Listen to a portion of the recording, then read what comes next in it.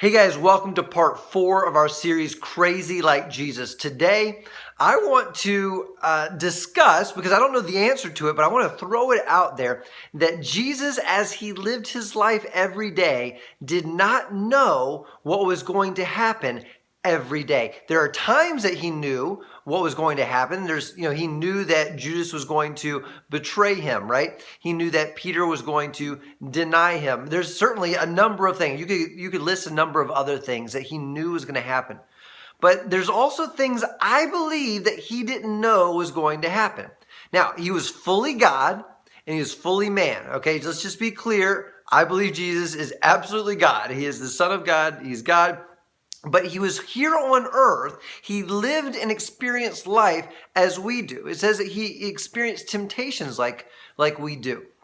Okay, I believe he also experienced navigating life like we do. There was something about when he came down off his throne. The Bible says that he humbled himself, even to the point of, death on a cross, but also to the point of becoming a man, right? Of living on earth, right? And so he humbled himself and came off the throne. And when he did, I believe that part of what happened when he became fully man, but fully God, right? Part of that experience was not knowing everything that was going to happen.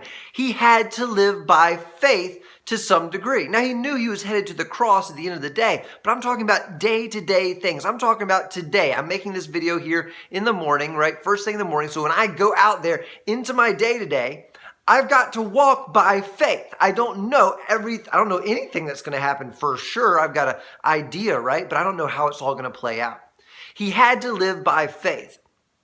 But I want to kind of throw out a twist on this concept, this idea of faith that God's kind of been talking to me about. We know there's things that happen that Jesus knew would happen. How did he know those things were going to happen? I don't believe it's because he was this Son of God. I don't believe it's because he's God and he knew every little thing. He certainly knew that when he was in heaven, but he came down to earth and made himself fully man, fully God.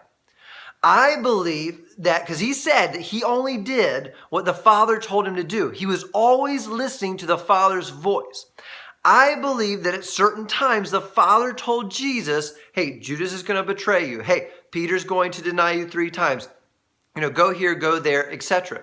We see that happen to Peter actually, after the Gospels, after Jesus has gone back up to heaven, right? Peter's on a roof praying, and an angel of God or something comes down and says to Peter, hey, there's going to be a man who is a servant of this Roman centurion, and he's going to ask you to go with him. You need to go with him, right? So Peter knew in that moment what was going to happen, but Peter didn't know in every moment of every day what was going to happen. Okay, so I've spent a lot of time on this. What's the point?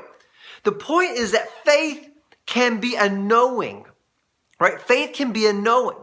If we will start our day every morning on our knees before God, literally, we crawl out of bed, we drop down on our knees, face down in the bed or on the ground, and we say, God, today only happens because of you. I wake up because of you. I breathe because of you. And you know all things. You can see it all. I don't know what you want to tell me. If you want to give me any insight into today, I don't know if you want to give me any knowing or knowledge into what's going to happen today, who I'm going to meet, what's going to happen. But whatever you'd like to supply to me in terms of knowing, that would kind of bolster my faith, right? I mean, it'll certainly bolster your faith if God tells you, hey, you're going to meet a man and y'all are going to have this conversation and you're going to go there and do that, especially when it happens. Then you go, whoa, God really is real, right? So what I'm saying is I believe in faith. If we will listen to God's voice in the morning to start off and throughout the day, there are things he will tell us where we'll go, whoa, God's actually speaking. God's directing my steps. God's leading me, and he literally wants to tell me every step to take. Faith is not just a summing up of courage. Faith is not just going, okay, I am going to squeeze my fist as tight as I can and summon up every feeling I have in me to believe today. It's not just that. Faith is intimacy in a relationship with God.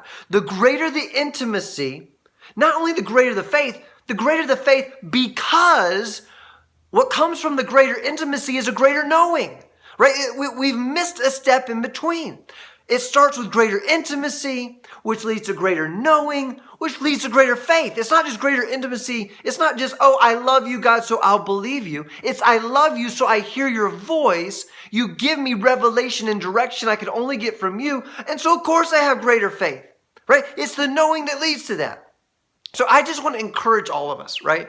And by the way, for those of you who are thinking, well, Jesus, no, I totally believe that he knew everything. Well, I can certainly think of at least one time where a woman touches his clothing and power leaves him and heals her, and he stops and he turns around and says, who is that? Somebody touched my clothing. They're like, oh no, there's a lot of people around. He's like, no, power left me. Who was it?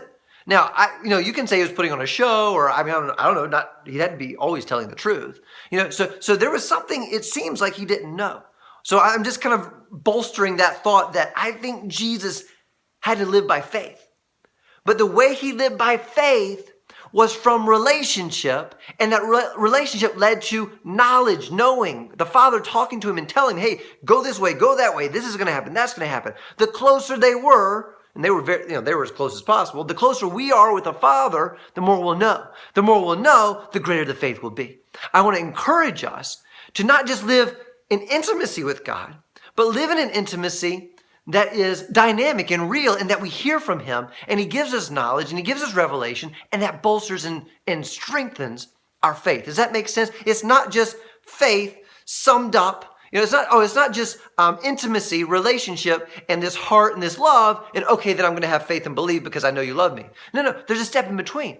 When we have an intimacy and relationship, we have knowledge that we receive, and there's faith that goes out of that. All right, so that's it. That's the point for today. I want you to just go out there and have that relationship with God that leads to the knowledge that leads to the faith. All right, thanks, guys.